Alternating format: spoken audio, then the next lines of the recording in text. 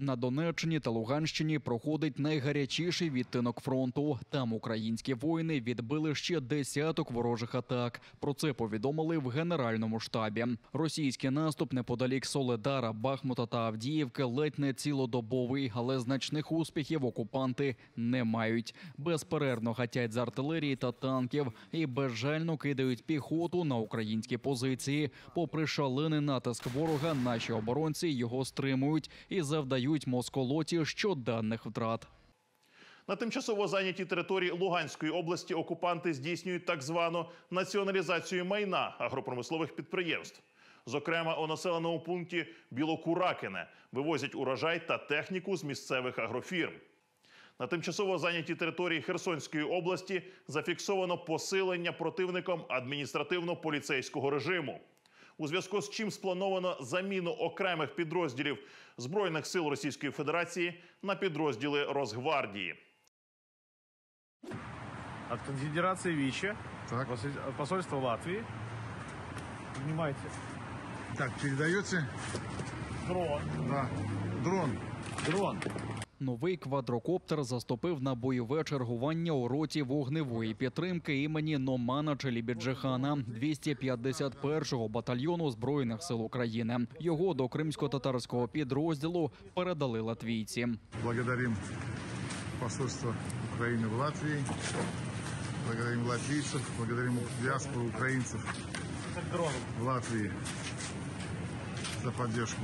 Гуманітарний вантаж до роти доставили представники Конфедерації українців Латвії «Віче». Крім дрона, були й інші подарунки. Зацепы для дрона. Так. И 4 коробки. Ну, я предполагаю, шелки. Отлично. Натовские, я надеюсь? Не, лучше. Лучше. Наша латвийская. Латвийская, супер. Командир роти вогневої підтримки імені Номана Челібіджихана Лінур Іслямов подякував за турботу та допомогу у боротьбі з російським агресором. Хочу подякувати Союзу мисливців Латвии. Это раз подяка. Поблагодарю вас. Хочу вас в вашем лице дальше. Каузерскокс. Гауерскокс. Вот тоже. Особовий склад роти вогневої підтримки імені Номана Челібіджихана, військової частини 251-го батальйона. Вот еще одна подяка. Держите. Ричарду Гульбису. Тоже особовый склад роты огневой підтримки имени Челібіджихана, 251-го батальона. Вот.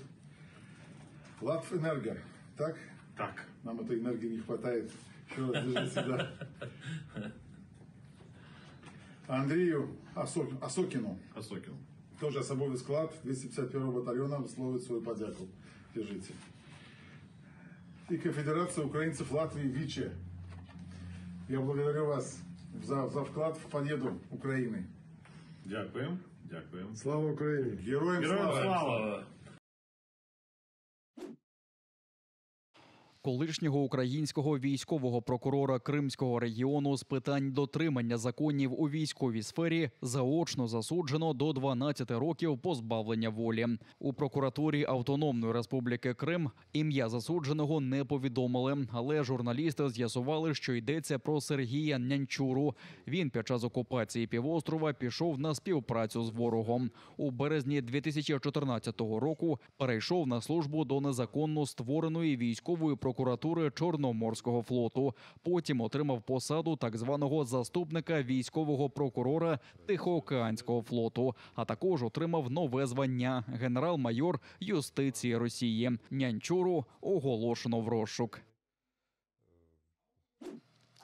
НАТО продовжуватиме підтримку України стільки, скільки буде потрібно. Про це заявив генеральний секретар НАТО Єнс Столтенберг у Бухаресті напередодні зустрічі глав МЗС Північно-Атлантичного альянсу. Військова підтримка необхідна, аби створити умови для тривалого миру, який забезпечить збереження України як незалежної суверенної держави, зазначив генсек. Він розповів, що альянс доставив в Україну генератори та запасні частини і зараз допомагає відновлювати зруйновану інфраструктуру. And this is horrific. And, Її газову інфраструктуру та основні послуги для людей. І все демонструє, що президент Володимир Путін тепер намагається використати зиму як зброю війни проти України. Тому ми повинні підтримувати Україну.